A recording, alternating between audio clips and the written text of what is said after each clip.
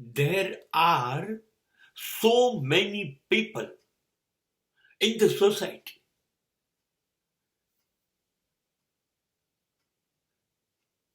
They are not happy with me. They are unhappy with me. But do you know exactly they are my best teachers. સમાજમાં મારાથી એક પછી એક લોકો નારાજ થતા જાય છે. એમને હું નથી ગમતો. એમને મારામાં તકલીફ દેખાય છે કે હું કશું ખબર નહીં એમને શું મારામાં ખોટું દેખાય છે કે મારાથી નારાજ થઈ જાય છે. હશે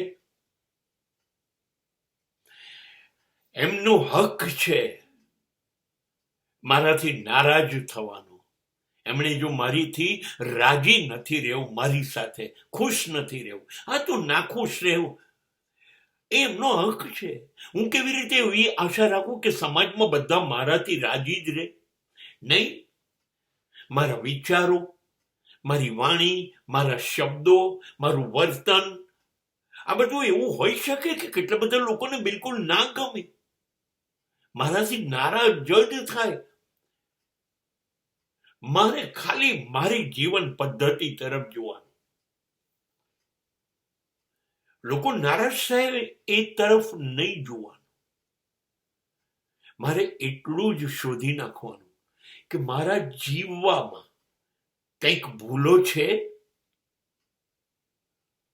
બોલવામાં, વિચારવામાં, વર્તનમાં ભૂલો છે જે આ લોકોને ખબર પડી ગઈ. તો કઈ કઈ ભૂલો આ લોકોને ખબર પડી ગઈ? બસ જે નારાજ કયા કારણથી થયા એ કારણો મને ખબર પડે કે યાર હું બહુ ખતરનાક છું બોલવામાં. મને બોલતી વખતે ભાન નથી, હું ગમે તેનું અપમાન કરી કાઢું છું. આ મને ખબર પડી ગઈ એટલે નારાજ છે.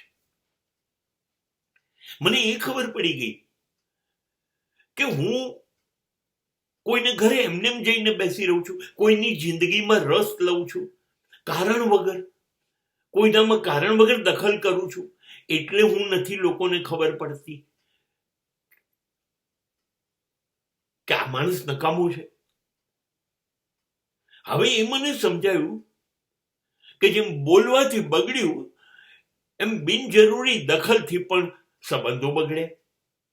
આવી રીતે દરેક જણ મારાથી કેમ નારાજ થયું એનું કારણ હું શોધી કાઢું અને એ કારણોને હું સુધારતો જાઉં, બદલતો જાઉં.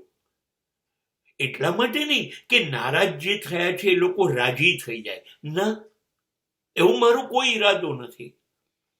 હું તો ઉપરથી આભાર માનીશ કે ઘણા બધા લોકો મને છોડીને દૂર થઈ જાય, આનંદ.